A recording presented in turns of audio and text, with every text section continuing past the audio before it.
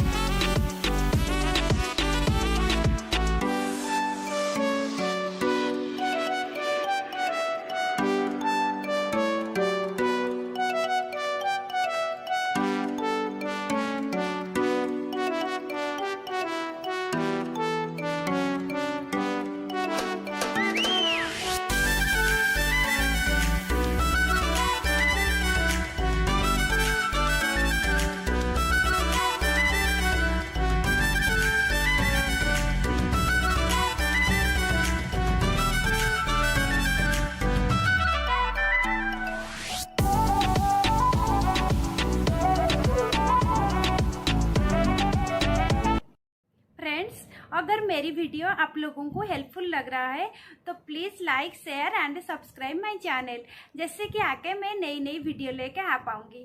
बस आज की वीडियो इतना ही था, फिर मिलते और एक नई टॉपिक और नई वीडियो के साथ। Thank you for watching.